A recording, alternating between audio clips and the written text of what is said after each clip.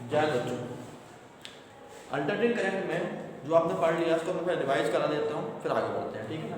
Alternating current में आपने पढ़ रखा है नंबर 1, इसको पार्ट कर लेता हूँ या जाओ टेबल बना लेना।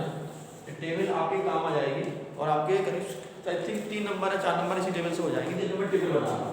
सबसे पहले मैं बना रहा हूँ प्योर रजिस्टिव सर्किट, ठीक है ना।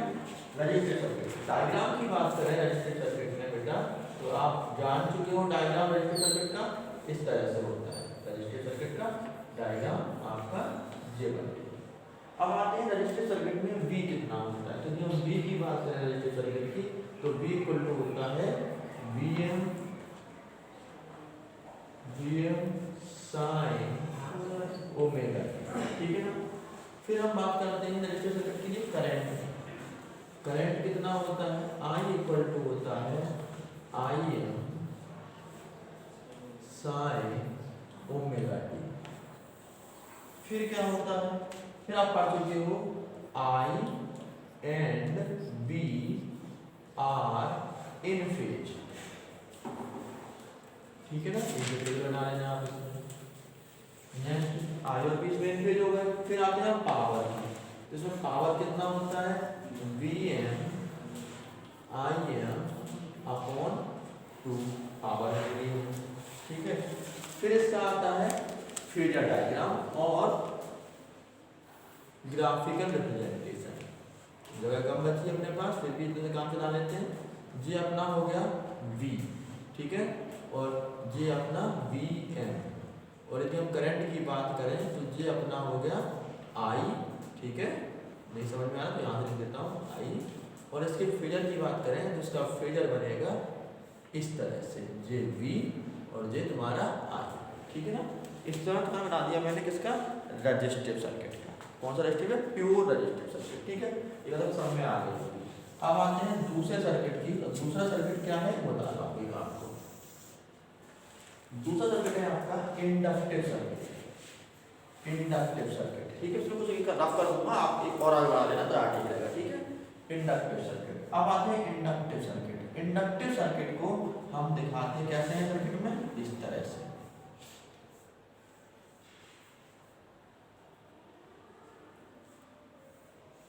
ये अपना एल हो गया, नॉट फाइव ये सी मींस, ठीक है ना। AC means AC means inductive circuit. Inductive circuit के लिए V कितना होता है बेटा, V होता है Vm sin ओमेगा t, ठीक है। इंडक्टिव सर्किट के लिए क्या होता है, I लैग्स करता है। I हमेशा क्या होता है, पीछे चलता है। मैंने ड्राइव भी किया था, आप लोगों को याद भी होगा, ठीक है ना। तो I क्या होगा इसका, I होता है Im sin omega t minus pi by 2। इसको याद है तो देख लो, ठीक है ना। Im sin ओमेगा t क्या होगा, इसका I होगा। इसमें होता है बेटा I and B are out of phase with कितना, पाई बाई 2 रेडियन। कितने रेडियन से होता है आगे पीछे, पाई बाई 2 रेडियन से, ठीक है। अब यदि हम बात करें इसकी पावर, तो पावर इसकी हो जाएगी 0। यदि किसी को याद है पावर कितनी है इसकी, 0, ठीक है ना। चलिए भाई नेक्स्ट इसके सर ग्राफिकल की बात करें तो ग्राफिकल V तो सेम बनता है, सबको पता है। सर ये तुम्हारा V हो ही गया, और मैक्सिमम वैल्यू क्या बोलते हैं हम लोग, Vm बोलते हैं, ठीक है। अब आते हैं करंट पर। तो इसका करंट बेटा लैग्स करता है, यानी कि जब ये 0 हो तब भी कहाँ पर होगा, 90 पर होगा। तो इसका करंट इस तरह से चलता है। तो करंट डायग्राम होगा, ये क्या है I, ठीक है ना। इसका करंट कैसा बनेगा, इस तरह से बनेगा, लैग्स करंट पीछे रहेगा। और यदि इसके हम फेजर की बात करें तो इसका फेजर डायग्राम देखो, Vj है, करंट कहाँ रहना चाहिए था, पीछे रहना चाहिए। कितने डिग्री, 90 डिग्री। तो इसका करंट कितना हो जाएगा मेरे लाल, जे करंट। और मैं आपको पहले बोल चुका हूँ, जो करंट का वेक्टर होता है वो कम होता है किससे, वोल्टेज के वेक्टर से। क्यों कम होता है, इसका ये बताया था मैंने कि V equal to I R. तो I इक्वल टू क्या होगा, V अपॉन आर। जब R का डिवाइड हो जाएगा तो वैल्यू अपना क्या हो जाएगी, रिड्यूस्ड हो जाएगी, ठीक है ना। चलो भाई इतनी चीज पता लगी आपको। अभी मैं इसमें कुछ और भी ऐड करूंगा टेबल, क्योंकि टेबल आपको पढ़ी हो जाए, इसका 3 नंबर का काम आराम से हो जाएगा सॉल्व, ठीक है। और इस चैप्टर में से आपको 4 नंबर का मिलेगा, 3 नंबर तो सर मैं ही से करा दूंगा आपके, ठीक है ना। नेक्स्ट आता है आपका कैपेसिटिव सर्किट। कौन सा सर्किट मिला? Capacitive circuit. आप कैपेसिटर बना लेते हैं, ठीक है। ये तुम्हारा एसी मेंस हो गया, ये तुम्हारा कैपेसिटर लगा दिया और तुम्हारा कैपेसिटिव सर्किट हो गया। ये एसी मेंस, ये हमने कैपेसिटर लगा दिया, ठीक है। अब कैपेसिटिव सर्किट में बना रखा मैंने V equal to Vm sine omega t. I कितना हो जाएगा? I equal to Im sine omega t plus pi by 2। Capacitive circuit में करंट हमेशा पाई बाई 2 आगे लीड करता है। क्या करता है? लीड करता है। तो करंट मैंने लीड करा दिया, इसमें लिख देंगे हम लोग आई, लेकिन हाँ फेज डिफरेंस तो पाई बाई 2 होगा। बस इसमें एक्चुअल क्या है, इसमें करंट मतलब आप चाहो तो लिख सकते हो आई लेट्स वी, इतना तो आप लिख सकते हो। इसमें आई लेट्स भी होता है, बट इसमें क्या होगा? आई लीड्स भी। पहले पता है वही लिखेंगे, I and V are out of phase. Out, I और बी कैसे होंगे मेरा? आउट ऑफ फेज होंगे, ठीक है ना। और आउट ऑफ फेज विद, यदि किसी को कुछ समझ में ना आए तो आप पूछ सकते हैं, आप अपने नोट कर लो कॉपी में, फिर आप मुझसे बाद में पूछ लीजिए, ठीक है ना। Out with pi by 2 done. I इसमें क्या लिखा जाएगा स्पेशल? इसमें आपको मैंने बताया था स्पेशल कंडीशन क्या है, I lags V lags, sorry I क्या रहेगा? लीड करेगा। आई लीड वी, आई किसको करेगा? वी को लीड करेगा। इसमें भी पावर कितना होगा? 0 होगा, क्योंकि अब पावर बढ़ चुकी हो। पावर का फॉर्मूला होता है Vm Im upon 2 cos phi। Phi क्या है? Phase difference. तो यहाँ पे फेज डिफरेंस कितना है? पाई बाई 2, इसलिए 0 हो गई। यहाँ पर फेज डिफरेंस कितना है? पाई बाई 2, और cos पाई बाई 2 cos 90 की वैल्यू कितनी होती है? 0, इसलिए सब 0 हो गए, ठीक है ना। यदि मैं इसका फेज आपका ग्राफिकल बनाऊं तो देखो V तो आपको पता है, और आंसर पहले बोल चुके हैं, सबका सेम बनेगा। इसका V तो ये हो गया। अब आते हैं I, इसका I आगे चलना है मेरा, ठीक है ना। तो I आगे चलना है, कैसे बनेगा? इस तरह से बनेगा। ये तुम्हारा क्या होगा? I होगा, यानी कि जो तुम्हारा मैं बना दिया I आगे चल रहा है, I लीड कर रहा है, किससे? B से, ठीक है ना। तो इसमें I लीड। अब यदि हम बात करें इसमें एक कंडीशन किसकी? फेजर की, तो फेजर V तो तुम्हारा ये हो गया, और I कितना? I आगे होगा, इसलिए इसका I ये हो गया, ठीक है। ये क्या है आपका? I, ठीक है। चलो भाई, इतनी बात आपने समझ में आ गई। समझ में आ गई तो नोट करिए, और नोट करने से मैं एक आध टाइम दे सकता हूँ, या फिर आप जो ऑनलाइन पढ़ रहे हैं वो स्क्रीनशॉट ले लीजिए, ठीक है ना। चलिए भाई डन। अब इसको कुछ रफ करना है, मुझे कुछ रफ कर रहा हूँ मैं, जब तक आप जल्दी थोड़ा स्पीड में करिए काम अपना, फिर मैं इसको समझा रहा हूँ। मतलब जो नोट करना है वो नोट कर लिया, मैं थोड़ा रिपीट कर देता हूँ, ठीक है। जो नोट करना है वो नोट करो टेबल को, फिर इसमें कुछ रफ करूंगा मैं पार्ट। आप अपने टेबल आगे इंक्रीज करते जाना, क्योंकि मेरे पास बोर्ड की कमी है ना, इसलिए हो नहीं पाएगा। आप इस टेबल के कुछ पॉइंट अभी और बाकी है जो मैं आगे लिखूंगा, ठीक है। तो अपने टेबल आप इंक्रीज करते जाना। चलो भाई, एसी में रजिस्टर, इंडक्टर, कैपेसिटर, V तीनों का सेम डन। I तीनों का डिफरेंट, V का Vm sin omega t, Im sin omega t minus pi by 2। आपने नोट करा तो करो जल्दी से, ठीक है ना। और तीसरा I equal to Im sin omega t minus pi by 2, इसका इंडक्टर का और कैपेसिटर का प्लस पाई बाई 2, देखो आप प्लस लगा हुआ, ठीक है। आगे इसमें इन फेज है, जिसको इन फेज जानते हो, दोनों के जीरो और मैक्सिमम बराबर है, ठीक है। गुड, जीरो मैक्सिमम बराबर हो। नेक्स्ट ये आउट ऑफ फेज, ठीक है ना। आउट ऑफ फेज कितने से? पाई बाई 2 रेडियन से। ये भी कितना है? आउट ऑफ फेज कितने से? पाई बाई 2 रेडियन से, ठीक है।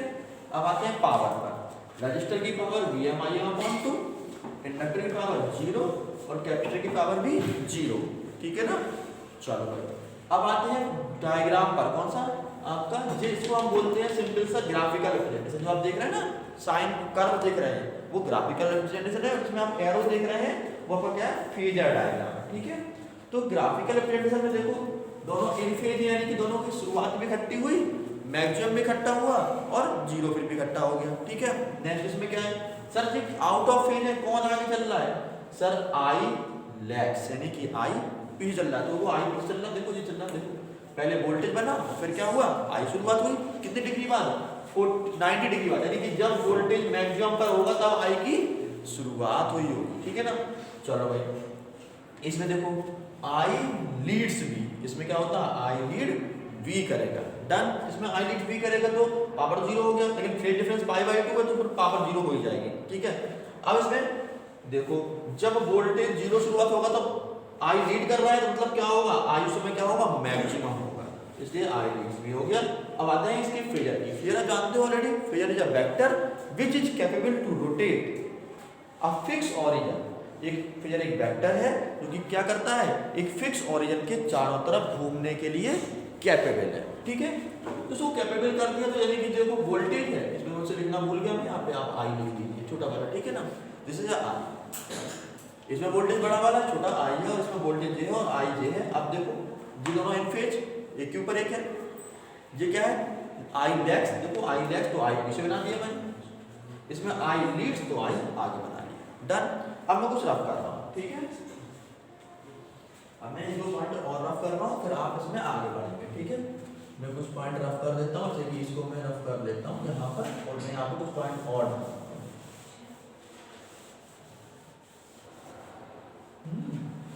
चलो आप उसमें आगे बढ़ा लीजिए। ठीक है बेटा,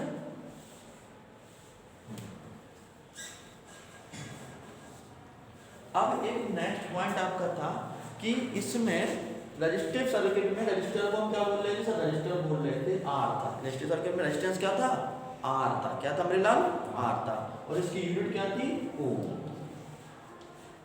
ठीक है ना, अब आते हैं इंडक्टिव सर्किट में। किस सर्किट में मिला, इंडक्टिव सर्किट में। इंडक्टिव सर्किट में रेजिस्टेंस को हम बोलते हैं एक्स एल और इसकी यूनिट क्या होती है, ओम। ठीक है, कैपेसिटिव सर्किट में रेजिस्टेंस को हम क्या बोलते हैं, एक्स सी और इसकी यूनिट क्या होती है मेरा, वेरी गुड, ओ, डन। इतनी समझ में आ गई। चलो भाई अब नेक्स्ट टेबल, नेक्स्ट टेबल में क्या लिखना है, क्योंकि टेबल रिपीट करते रहना उसमें। नेक्स्ट टेबल में आपको लिखना है आर, जो आर है वो आर ही रहेगा, no difference, R equal to R रहेगा। इसमें एक्सएल की वैल्यू क्या होती है, तो एक्सएल की वैल्यू होगी क्या, ओमेगा एल। एक्सएल किसके इक्वल होगा, ओमेगा एल के इक्वल होगा, कौन, एक्सएल। ठीक है, XL is equal to omega L. ठीक है, नेक्स्ट है आपका क्या चीज, इंडक्ट, वो है आपका नेक्स्ट कैपेसिटिव सर्किट। ठीक है ना, कैपेसिटिव सर्किट। ठीक है, कैपेसिटिव सर्किट, कैपेसिटिव सर्किट में एक्सी किसके इक्वल होगा, देखना वहां से, एक्सी इक्वल होगा 1 ओमेगा सी। इसी का ध्यान रखना, एक बच्चे गलती ना करते। ठीक है, यहाँ पर आर तो आर के इक्वल होगा रेजिस्टेंस, इसमें एक्सएल किसके इक्वल होगा, ओमेगा एल के। ठीक है ना, और इसमें ओमेगा सी के। अब एक और बनाना है, ठीक है ना, तो एक और क्या बनाएंगे उसको भी देखना। देखो बच्चों, नेक्स्ट हमारा है, उसी में कंटिन्यू आगे रखना आप लोग, क्योंकि मेरे पास स्पेस नहीं तो मैं इसी में कर रहा हूँ, आप अपने क्या करें आगे रखेंगे।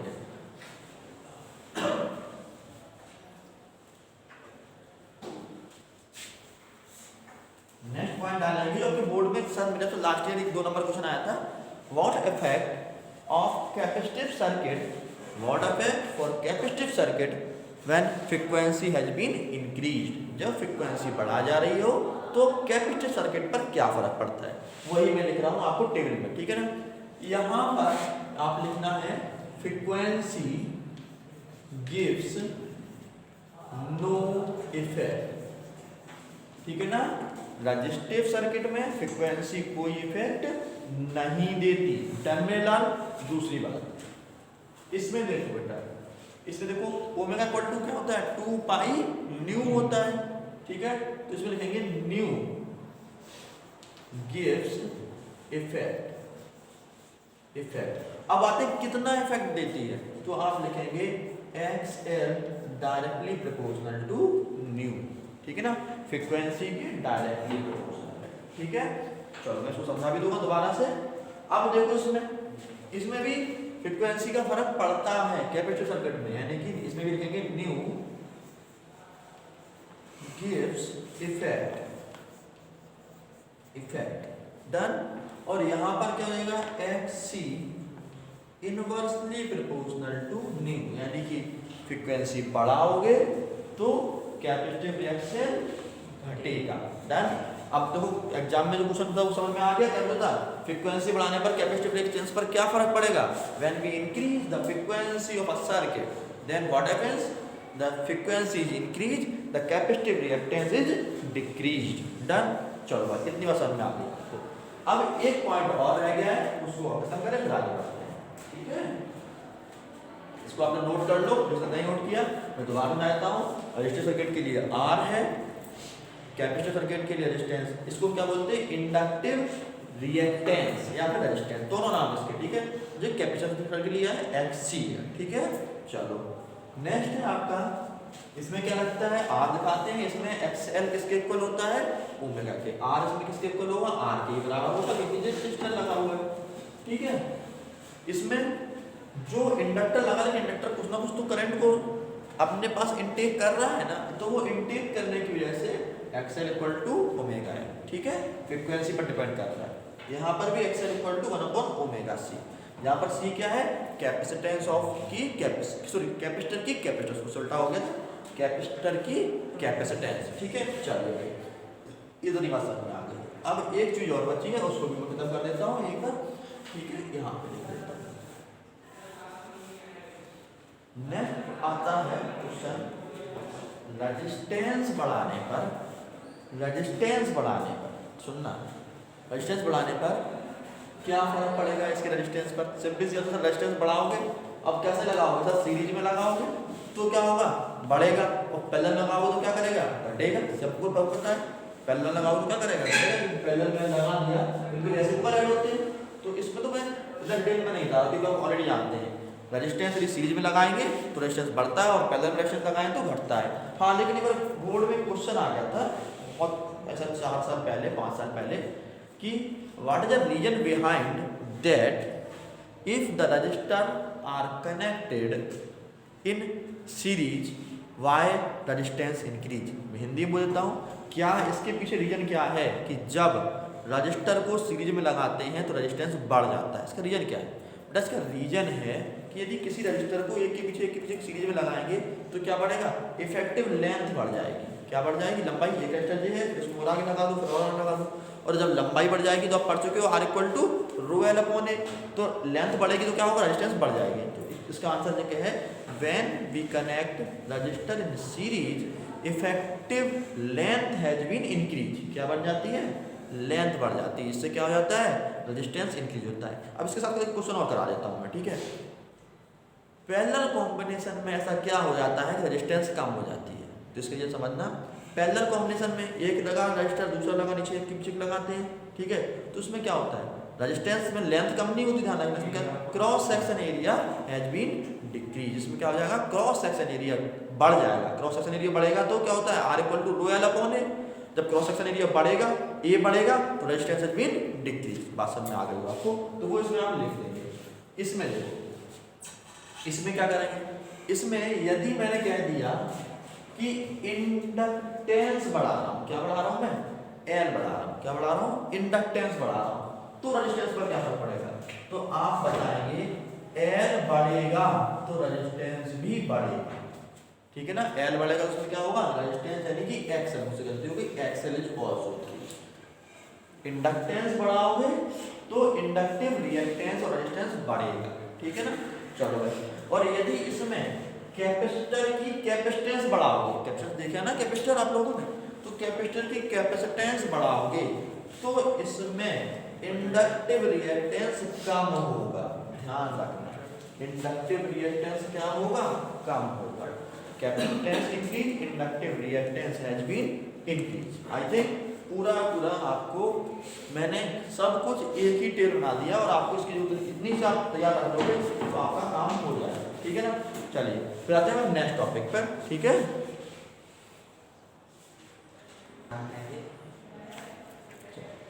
बेटा नेक्स्ट टॉपिक है तुम्हारा सीरीज एलसीआर।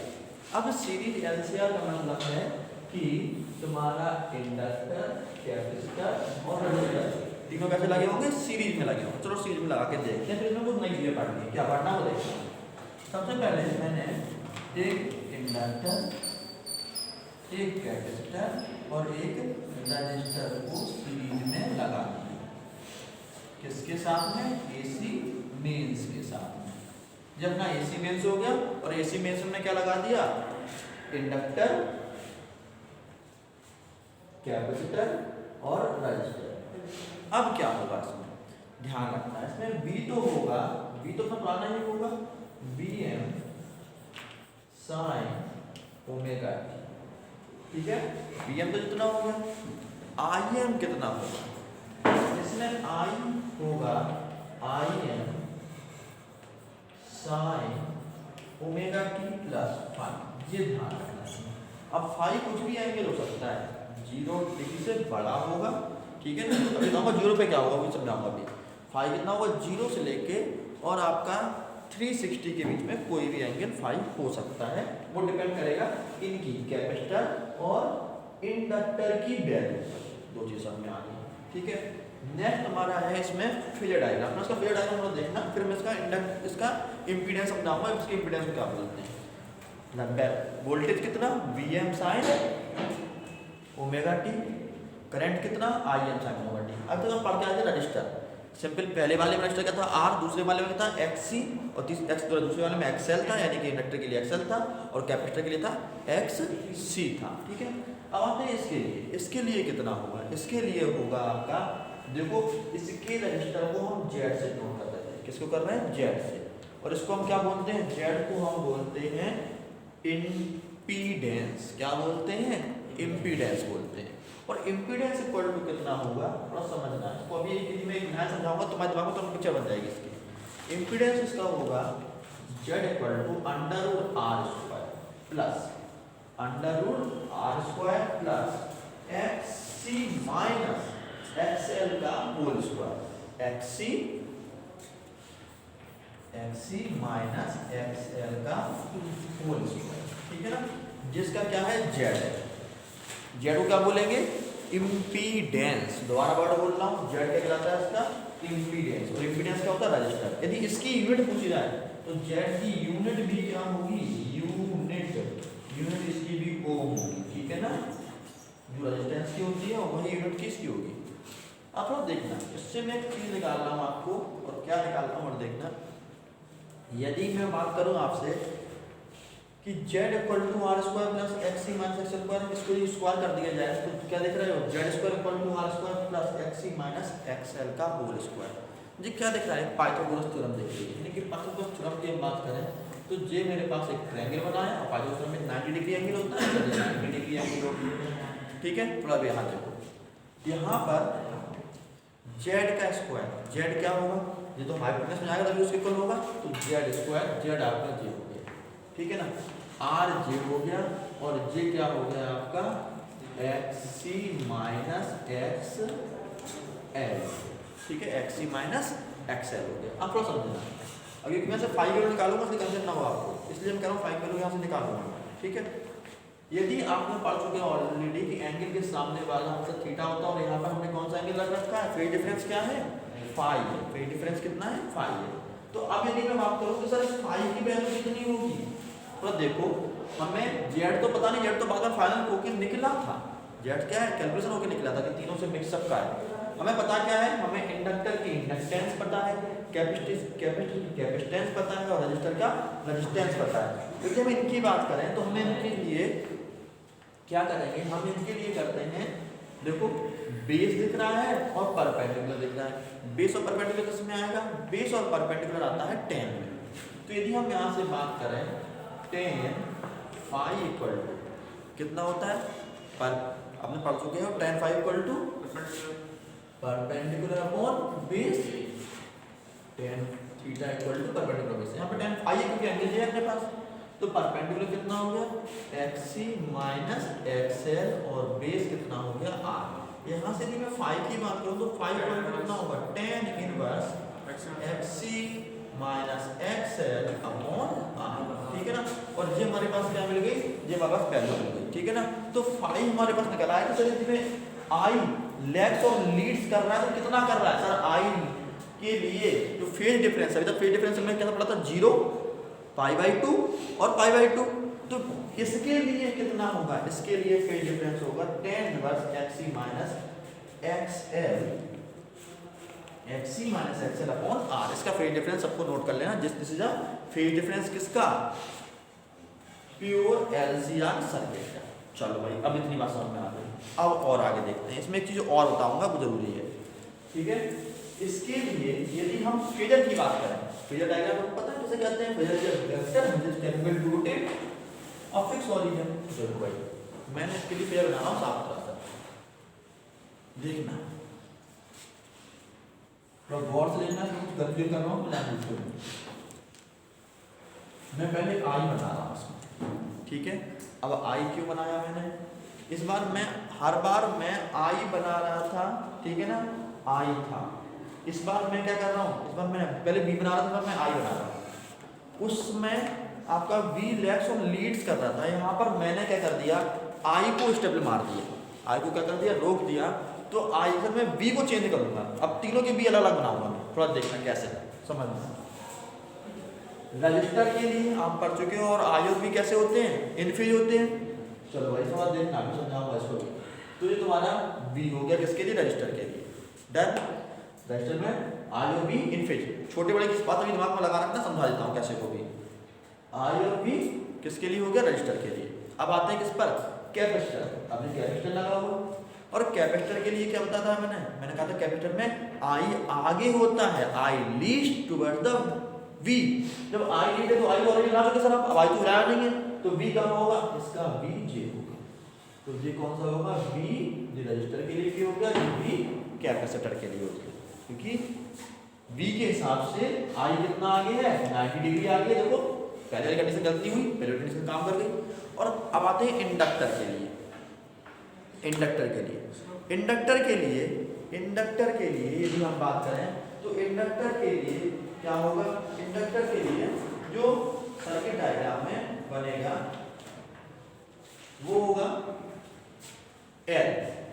आई से दोबारा देख लेते हैं क्यों कहना है, कैपेसिटर में आई लीड कर सकता है और इंडक्टर में आई लैग करता है, ठीक है ना। ये मैं इंडक्टर के लिए बना रहा हूँ और ये बना रहा हूँ बी एल, ठीक है ना। ये किसके लिए बना दिया मैंने, बी एल बना दिया, ठीक है ना। ये बनाया मैंने बी एल इंडक्टर के लिए, ये कैपेसिटर के लिए और ये रजिस्टर के लिए। अब सर बी छोटा कैसे बना दिया आपने, बी छोटा इसलिए बनाया जिसमें तीनों बी का सम करूँ तो वैसे इसकी लंबाई देख रहे हो प्लस इसकी लंबाई प्लस इसकी लंबाई, तीनों की लंबाई किससे हो जाएगी, आई से पक्का बड़ी होगी नहीं होगी, सिंपल से बड़ी होगी, भाषा में आ गई ना। तो ये क्या है, ये आपका फेजर डायग्राम है किसके लिए,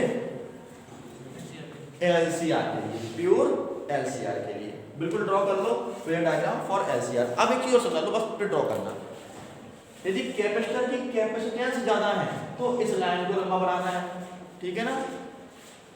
इंडक्टर की इंडक्टेंस ज्यादा है तो इस लाइन को लंबा बनाना है, वो डिपेंड करेगा कौन सा ज्यादा है, ठीक है ना। ठीक है, अब एक चीज और बताऊंगा, उसको बताऊंगा रेजोनेंस कंडीशन वो क्या होती है, पर इसको नोट कर लो, उसको बना लो, ठीक है ना। इसको जो पढ़ रहे हैं वो उसकी स्क्रीनशॉट ले लो, ठीक है ना। चलिए भाई,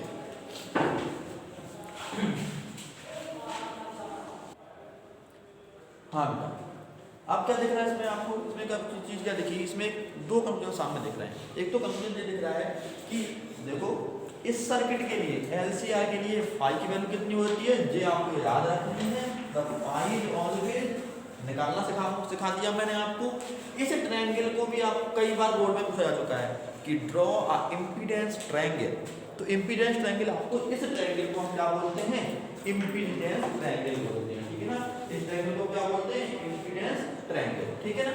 और इम्पीडेंस ट्रायंगल में उसमें एक और आता है कि इस इम्पीडेंस ट्रायंगल में आपको क्या बताना है, आई बताना है। तो थोड़ा सा आगे बढ़ा दो उसको, आई बन गई, क्योंकि खुद देखो वी और आई कैसे होते हैं, इनफेज होते हैं। डन, समझ में आ गई ना। एग्जाम में डायरेक्ट पूछा जाता है कि फाई की वैल्यू क्या है, ठीक है। क्या हो जाता है, फाई की वैल्यू क्या है, what is the value of phi for a impedance when the LCR is connected. जब LCR कनेक्टेड है तो फाई की वैल्यू होती है tan inverse XC upon XL, ये भी आपकी डायरेक्ट वैल्यू पूछी जाती है, ये ट्रायंगल आपको डायरेक्ट मिल जाता है। नेक्स्ट एक चीज और भी है, और वो क्या है आपको याद रखनी है, क्या रखनी है कि इम्पीडेंस हो रहा है तो V और I इन फेज रहेंगे, ठीक है ना। V और I कैसे रहेंगे, इन फेज रहेंगे, इसी का ध्यान रखना है, ठीक है ना। दूसरी बात ठीक है, दूसरी बात क्या कर रहा हूं मैं, अब आगे बहुत सारा पढ़ रहा हूं, मैं बताऊंगा।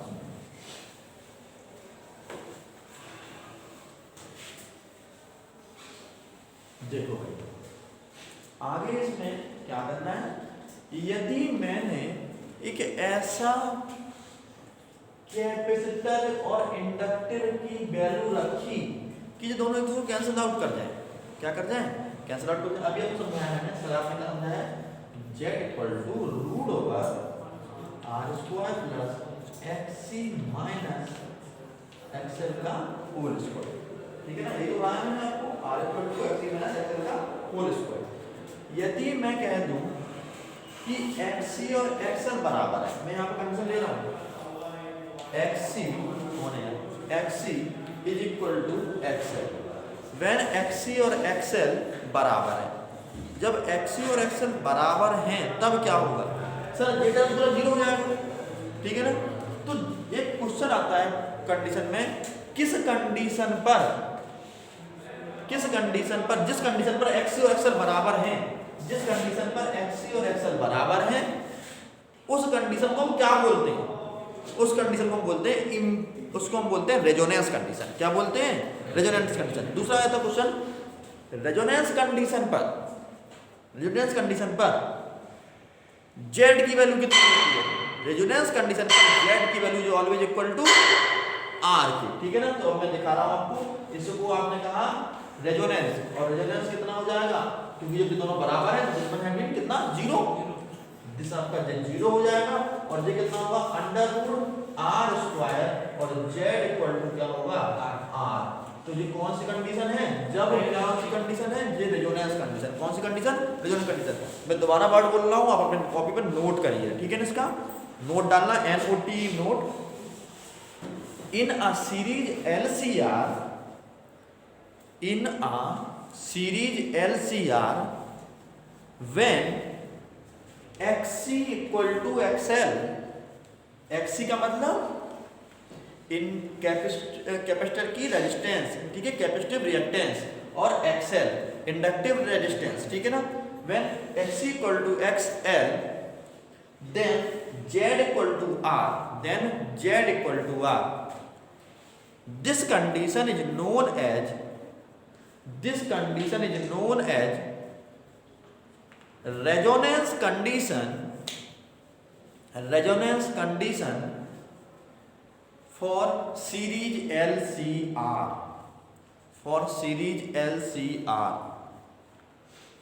ठीक है ना।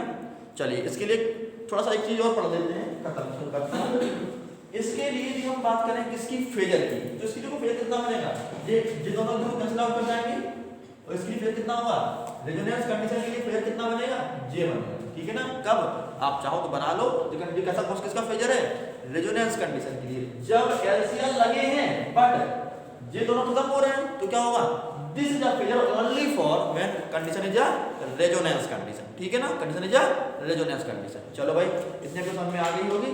या फिर हम एक चीज और भी कर सकते हैं इसमें, हम इसमें चीज और भी कर सकते हैं, और वो क्या कर सकते हैं, देखो भाई यदि आपके पास, यदि मैं कह रहा हूं, थोड़ी से बता रहा हूं मैं, कि अपने पास यदि, देखो यहाँ पर मैं क्या लगाया था, यहाँ पर हमने याद करो क्या लगाया था, कैपेसिटर लगाया था, इंडक्टर लगाया था, यहाँ पर हमने लगाया था कैपेसिटर। यदि कैपेसिटर बड़ा है, क्या बड़ा है, कैपेसिटर बड़ा है, ठीक है ना, और कैपेसिटर बड़ा है तो इस कंडीशन में यहाँ पर जो कंडीशन आएगी, यदि तुम्हारे पास दो संबंध, दोबारा से मैं इसको थोड़ा खत्म करके जाऊंगा तब मैं जाऊंगा यहाँ पर, ठीक है ना। दोबारा देखना इस चीज को, मैं दोबारा शुरू से बना रहा हूँ और फिर आप उसको टॉपिक को खत्म करूंगा। इसके भी इस बारे में भी क्वेश्चन आ चुका है बोर्ड में, इसलिए खत्म करना है मुझे इस टॉपिक को। देखो अभी मैंने बनाया था पुराने में, ये बनाया था XC और ये बनाया था मैंने XL, ठीक है ना। ये दोनों एक दूसरे 90 डिग्री पर है, 180 डिग्री पर है। यदि मैं इसको यहाँ पर दूंगा तो देखना क्या होगा, इतनी लंबाई, ये लंबाई देख रहे हैं, यहाँ से तक की लंबाई, इतनी लंबाई इसको कैंसिल आउट कर जाएगा और वैल्यू कितनी बचेगी, ये वैल्यू बचेगी इतनी, देख रहे हो कितनी, इतनी बचेगी किसकी, xc माइनस xl की। डन, लगा क्या था, तीनों लगे हैं, फिर भी यहाँ के वैल्यू को इसने कैंसिल आउट कर दिया, तो जो पूरे इतना बड़ा वेक्टर था, वेक्टर थोड़ा छोटा हो गया। जब वेक्टर छोटा हो गया तो इस कंडीशन में ध्यान रखना, इस कंडीशन में कौन पहलवान काम कर रहा है, कैपेसिटर पहलवान काम कर रहा है, वो xc पावरफुल दिख रहा है। तो इस कंडीशन को, जिस कंडीशन में इस तरह का ग्राफ बन जाए फेजर का, तो इसे हम बोलते हैं कैपेसिटिव LCR। कौन काम कर रहा है सर, कैपेसिटिव काम कर रहा है, कैपेसिटिव LCR बोलते हैं। यदि देखो यहाँ पर, यदि यही जो वाला ऐसा होता, इस तरह बना होता, VL लिखा होता है, VL लिखा होता, यानी कैपेसिटर ने खत्म कर दिया और VL अभी भी पावरफुल दिख रहा है, यानी कौन डोमिनेट कर रहा है, कौन कर रहा है, डोमिनेट कर रहा है। डोमिनेट कौन कर रहा है, यहाँ पर इंडक्टर डोमिनेट कर रहा है। और इस कंडीशन में, जिस कंडीशन में इंडक्टर डोमिनेट करता है, तो इस सर्किट को हम बोलेंगे LCR लगा हुआ है, बट डोमिनेट कौन सा, इंडक्टर, तो इंडक्टिव डोमिनेंट LCR। ये कौन सा हो जाएगा, इंडक्टिव डोमिनेंट LCR। और यदि इसमें नीचे लगा होता तो कौन था, capacitor dominant LCR। I think आपको इंडक्टर कैपेसिटर डोमिनेंट समझ में आ गया, रेजोनेंस कंडीशन समझ में आ गई और फेज डायग्राम समझ में आ गया, ठीक है ना। कल हम आते हैं इससे और आगे, ठीक है। तो मिलते हैं नेक्स्ट डे नेक्स्ट वीडियो में। जय हिंद, गुड बाय।